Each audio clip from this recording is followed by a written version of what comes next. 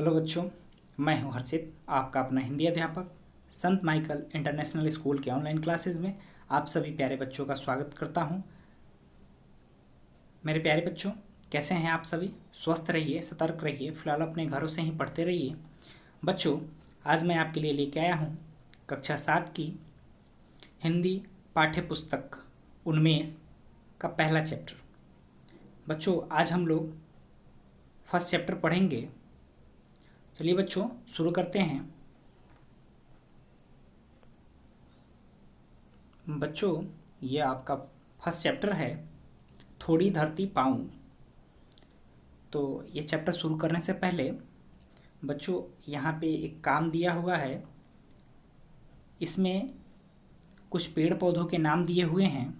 तो बच्चों, आपको इसमें से फूलों, फलों तथा सब्जियों के नाम छांटकर यहाँ जो तालिका है इसमें आपको लिखना है। और यहाँ ये रहा सारा नाम। तो बच्चों, इसमें से छांट के आपको यहाँ लिखने हैं और आप इसको करके आप मुझे इसका पिक भेजेंगे। चलते हैं बच्चों नेक्स्ट पेज पे। बच्चों, यह जो कविता है थोड़ी धरती पाऊँ, इसके रचनाकार हैं सर्वेश्वर दयाल सक्सेना। तो बच्चों, कविता का पाठन करने से पहले हम लोग इनके बारे में थोड़ा जान लेते हैं। बच्चों, सर्वेश्वर दयाल सक्सेना का जन्म उत्तर प्रदेश के बस्ती जिले में 15 सितंबर सन 1927 को हुआ। ये आधुनिक साहित्य के महत्वपूर्ण कवियों में से एक हैं। ये आकाशवाणी के सहायक निर्माता, दिनमान के संपादक तथा पराग के संपादक रहे। तो बच्चों, ये आकाशवाणी के सहायक निर्माता रहे, दिनमान के उप संपादक तथा पराग के भी संपादक रहे। बच्चों, दिनमान में चर्चे और चरखे स्तंभ में छपे इनके लेख बहुत लोकप्रिय हुए। खूंटियों पर टंगे लोग के लिए इन्हें साहित्य अकादमिक पुरस्कार भी मिला। इनकी रचनाओं का अनेक भाषाओं में अनुवाद हुआ। इन्होंने कहानी, नाटक और बाल साहित्य के क्षेत्र में भी प्रसिद्धि पाई। बच्चों, 24 सितंबर 1983 को इनका निधन हो गया। तो ये तो थे बच्चों आपके कुछ रचनाकार का परिचय। चलिए बच्चों, कविता का पाठन करते हैं।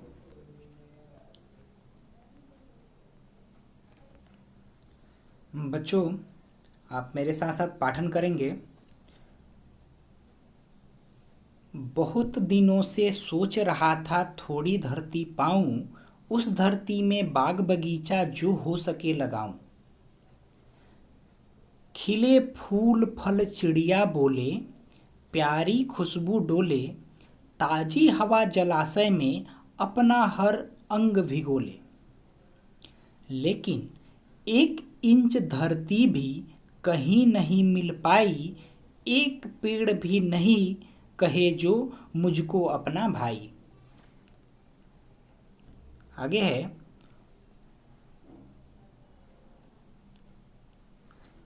हो सकता है पास तुम्हारे अपनी कुछ धरती फूल फलों से लदे बगीचे और अपनी धरती हो सकता है छोटी सी क्यारी महक रही छोटी सी खेती जो फसलों में दहक रही हो सकता है कहीं शांत चौपाए घूम रहे हो सकता है कहीं सहन में पक्षी झूम रहे हो।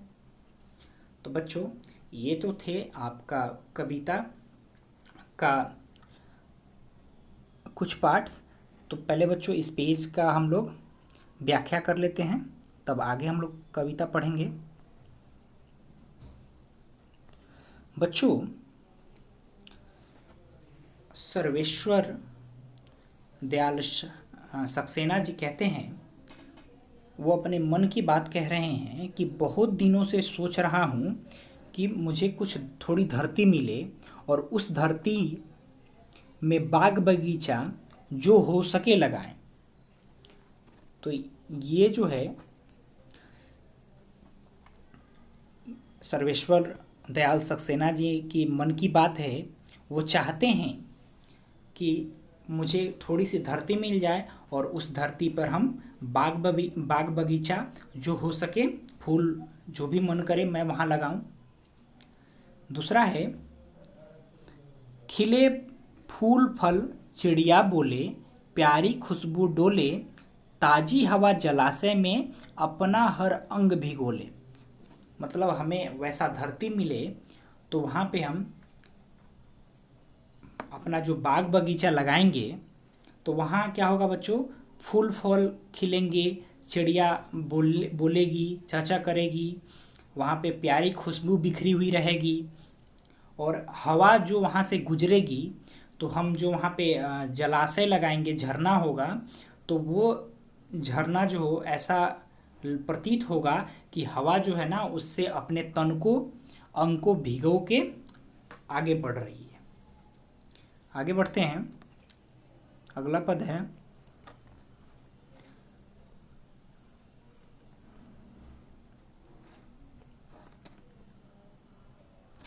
लेकिन 1 इंच धरती भी कहीं नहीं मिल पाई, एक पेड़ भी नहीं कहे जो मुझको अपना भाई।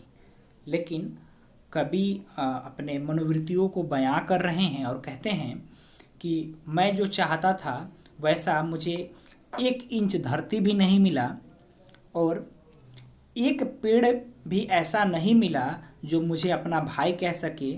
मतलब ये आज की स्थितियों पर बच्चों अपना नज़र बनाए हुए हैं। आज पेड़ पौधे जिस प्रकार काटे जा रहे हैं और जिस प्रकार घर बनाकर जंगलों को काटे जा रहे हैं, बांधों का निर्माण हो रहा है, तो उस को लेकर ये यहाँ पे बताते हैं कि मुझे 1 इंच धरती भी नहीं मिली और पेड़ भी कोई ऐसा नहीं मिला जो मुझे अपना भाई कह सके। आगे है बच्चों,